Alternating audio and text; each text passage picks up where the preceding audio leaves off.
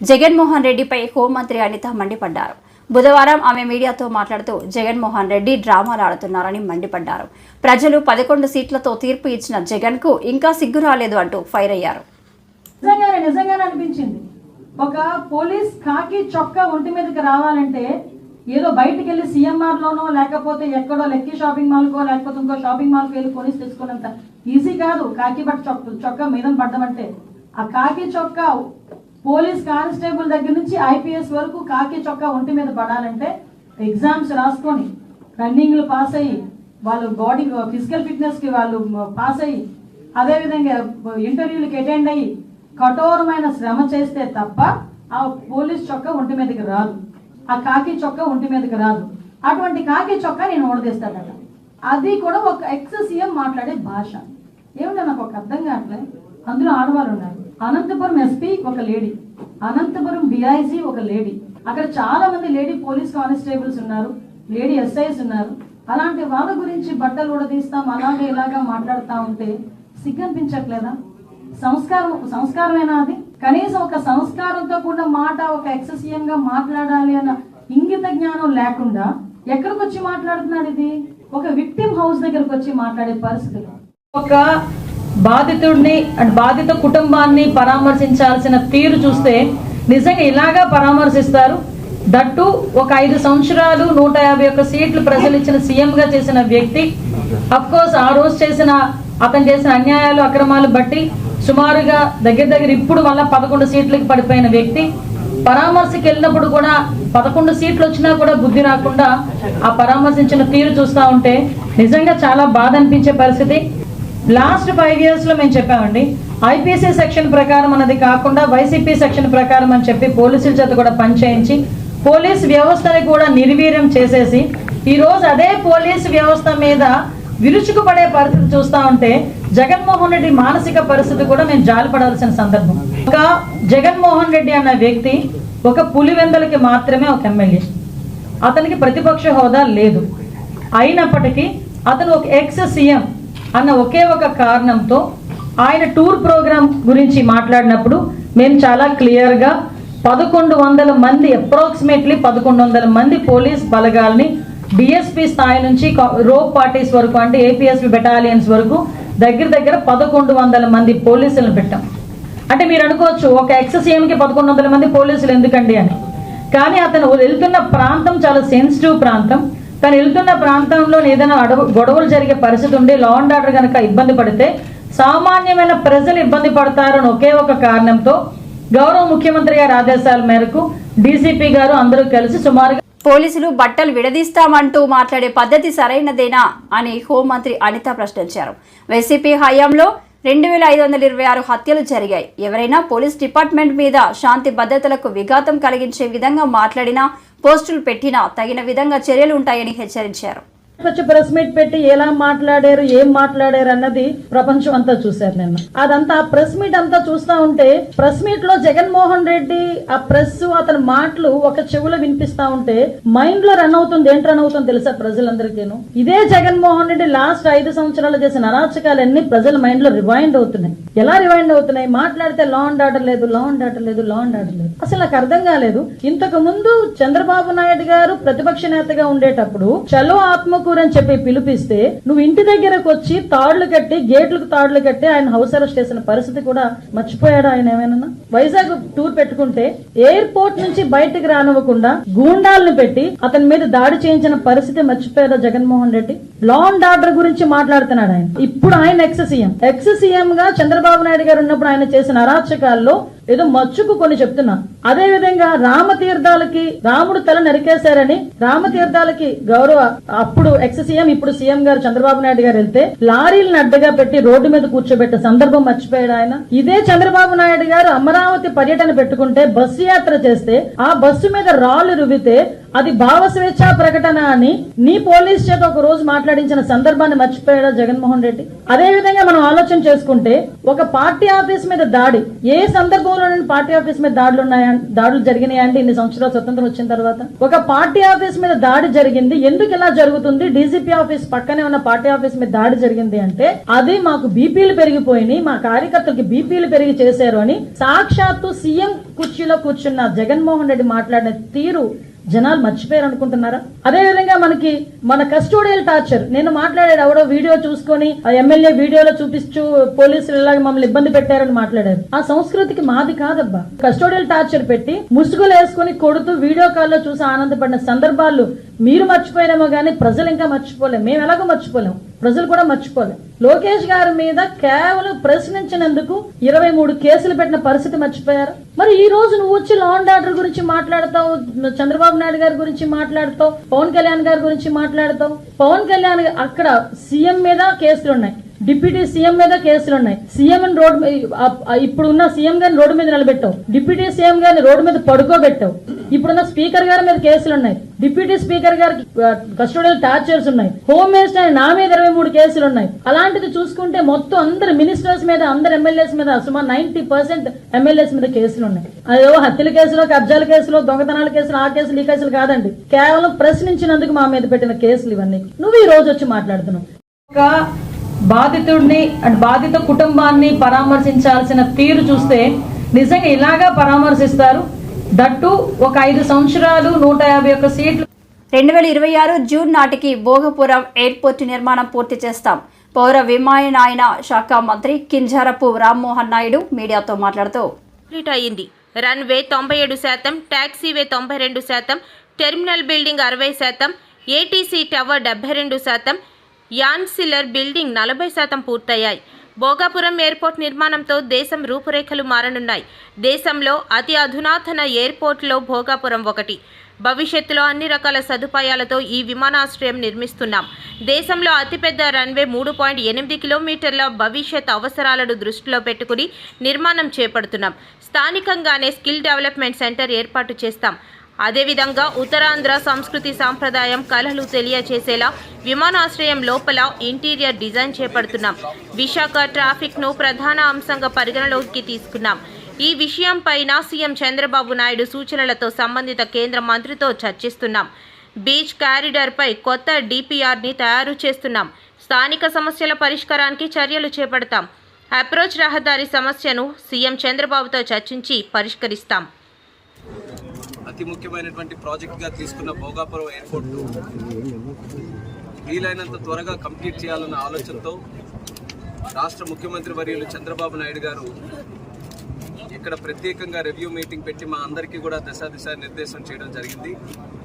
ఆ స్ఫూర్తితో ఎప్పటికప్పుడు ఇక్కడికి రెగ్యులర్ ఇంటర్వెల్స్లో రివ్యూ చేసుకొని ఎయిర్పోర్ట్ తాలూకా కార్యక్రమాలు అతి త్వరగా పూర్తి చేయాలన్న ఆలోచనతో ఇక్కడ ఉన్నటువంటి కాంట్రాక్టర్సు అలాగే గవర్నమెంట్ సిబ్బంది అందరికీ కూడా ఒక కొలాబరేటివ్ ఎఫర్ట్గా ముందుకు నడిపించే కార్యక్రమం చేస్తున్నాం. అయితే ఎవ్రీ మంత్ కూడా రివ్యూ చేయాలన్న ఆలోచనతో ప్రభుత్వం వచ్చిన తర్వాత ఒక 5 నెలలు కూడా కంటిన్యూస్గా చేశాం. తర్వాత పార్లమెంట్ బడ్జెట్ సెషన్స్ రావడం, అలాగే మనకి మధ్యలో కోడ్ కూడా ఎమ్మెల్సీ ఎన్నికలు జరగడం వల్ల కోడ్ రావడం వల్ల ఒఫీషియల్గా ఇక్కడ రివ్యూ చేసుకోలేకపోయాం. మళ్ళీ ఇప్పుడు పార్లమెంట్ బడ్జెట్ సమావేశాలు కూడా పూర్తయిన వెంటనే ఏప్రిల్ నెలలో ఈరోజు రివ్యూ చేసుకున్నాం.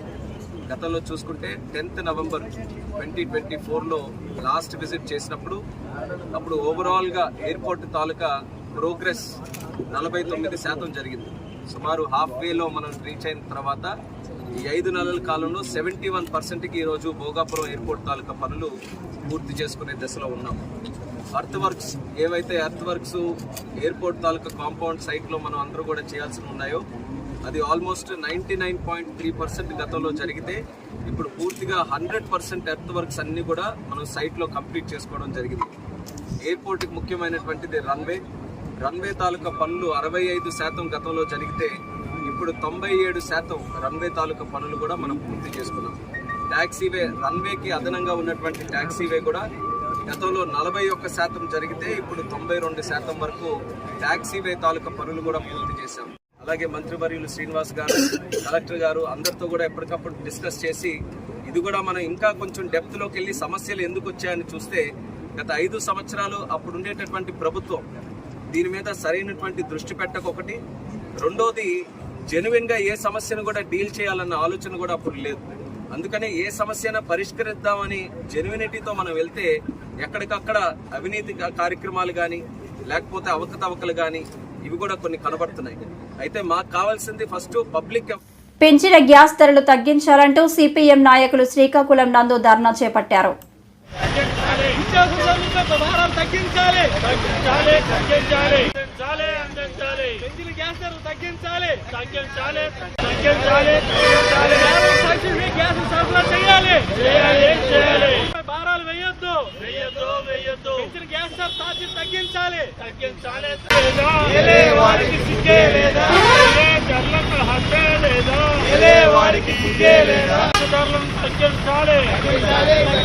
పేద ప్రజలకు సబ్సిడీపై గ్యాసులు సరఫరా చేయాలి.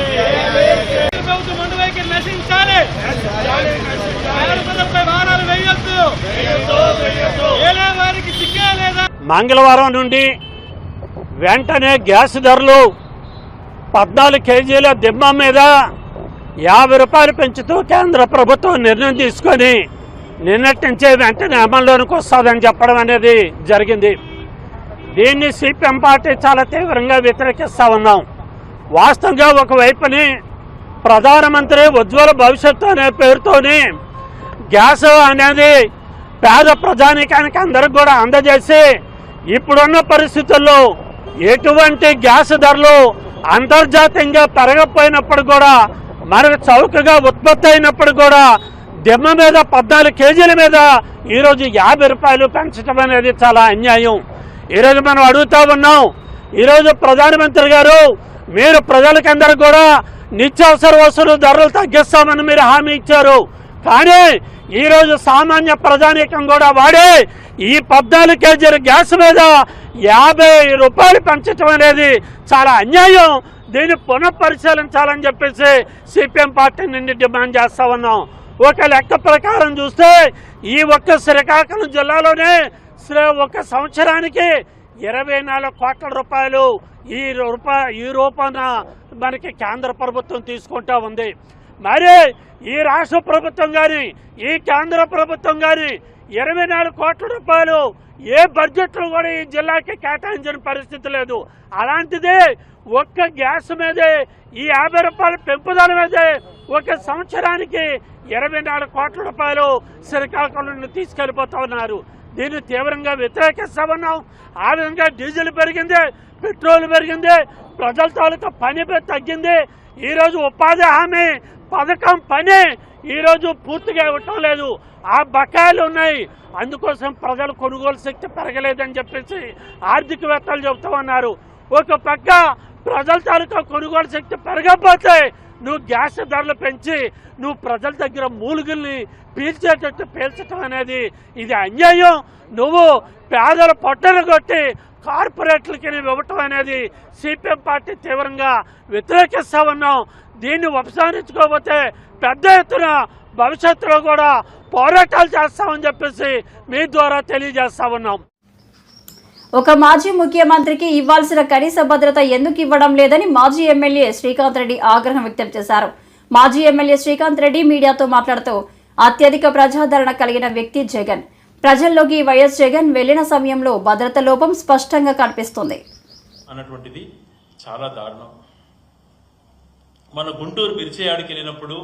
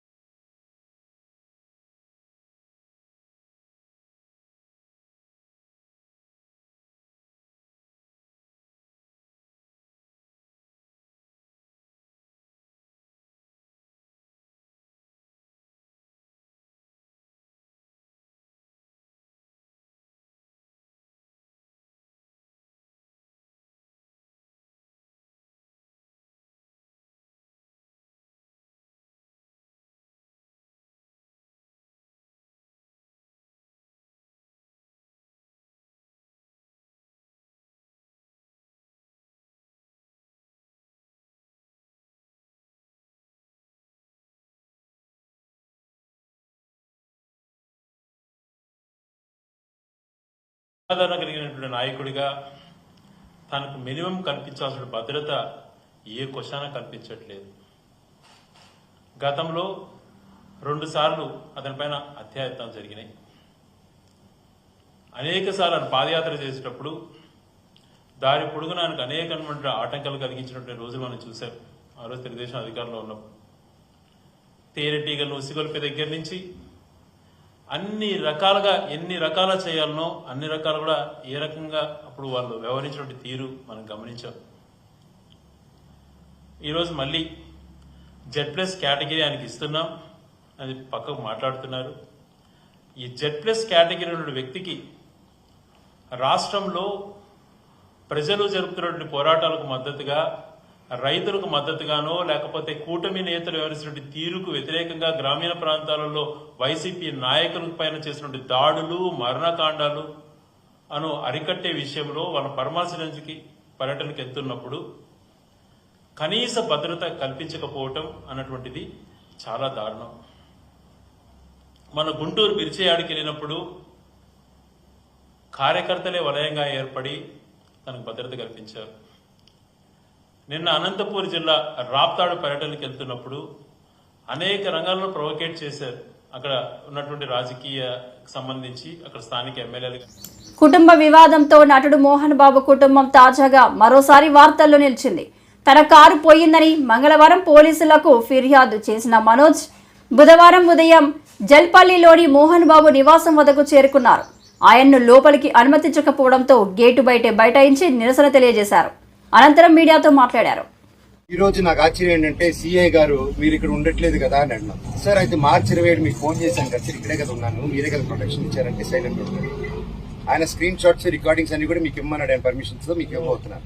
అండ్ 1వ తారీఖున పొద్దున నేను ఆల్రెడీ ప్రెస్ బృందానికి లింక్ పంపించాను, వీళ్ళకి ఆల్రెడీ పంపించాను. ఏప్రిల్ నుంచి అప్పుడు డిసెంబర్ 8 స్టార్ట్ అయిన గొడవలకి ఈ రోజు వరకు ఒక్క ఛార్జ్ షీట్ ఫైల్ చేయలేదు. ప్రూఫ్స్ ఇచ్చారు. కత్తులు గన్నులతో కొట్టరా అని చెప్పి మా మీదకి వచ్చారు, కర్రలతో వచ్చారు, గన్నులు తీశారు. ఇవన్నీ ప్రూఫ్ సీఏ దగ్గర ఉన్నాయి. ఏసీపీ గారు లేరు, మోహన్ బాబు గారు చెప్పాలి అంటున్నారు. సార్ ఇది ఎక్కడ నేను సార్ ఇంటి లోపల మా నాన్న లేరు, ఎవరు లేరు, మా పెట్స్ ఉన్నాయి, 25 మంది రౌడీ షీటర్లు ఉన్నారు. నేను డ్రోన్ పంపిస్తాను సార్ చూడండి సార్ అంటే పంపించద్దు, నేను చూడకూడదు. పోనీ నేను ఇక్కడ ఉంటాను సార్, మీరు లోపలికి వెళ్ళిన పెట్స్ నేను కుక్క పిల్లలన్నీ ఇచ్చాడు సార్, తీసుకెళ్లిపోతాను. 3 ఉన్నాయి సార్, వాళ్ళు నీళ్లు పెడుతున్నారు, ఏం పెడుతున్నారు, ఎండాకాలం చూసుకుంటాను సార్, పిల్లల్లా పెంచుకుంటాం వాటిని. మేము నా కాదు మీరు వెళ్ళి తండ్రి సరే దండం పెట్టుకున్నారు, కాలు పట్టుకుంటాను సార్ అని. కళ్ళల్లో నీళ్ళు వచ్చేసింది, ఆ పెట్స్ వచ్చేసి గేట్లు సందుల్లో మీకు ఏదో చీటింగ్ జరిగింది అక్కడ, we want to prove it. నేను ఆ ఆర్గ్యుమెంట్ జరిగింది, వీ ప్రూవ్డ్ ఇట్ రైట్. కోర్టులో అక్కడ ఎవరో వీళ్ళు తప్పుదారి పెట్టి కోర్టుకి చెప్పారు, జడ్జి గారు చెప్పి కోర్టుని చీట్ చేస్తారని తిట్టి అవతల వాళ్ళని కూడా ఈయన మీద వేసిన ఆర్డర్ నేను వెకేట్ చేస్తానని తీసేశారు. సో ఒరిజినల్ హైకోర్టు ఆర్డర్లో ఇప్పుడు నేను ఇక్కడికి వచ్చాను. మా ఇంట్లో ఎవరు లేరు, మొత్తం anti social elements, rowdy sheeters, police లాఠీలు పెట్టుకోలే. ఈ అమ్మ ఫోటోలు తీసింది, ఈ అమ్మాయిని ఆపేస్తే మీరు ఎవరు రాలేదు, అమ్మ నా బెండెక్కమ్మ అని చెప్పి ఎక్కించుకుని తీసుకెళ్లాను. ఈ తల్లిని తీసుకెళ్లిన తర్వాత తల్లి వీడియోలు తీస్తుంది. సిఐ వచ్చారు, సిఐ వచ్చేసి పాప మీద పట్టుకొని తోయడం, పోలీసు అంతా నేను అడ్డుపడిపోయాను.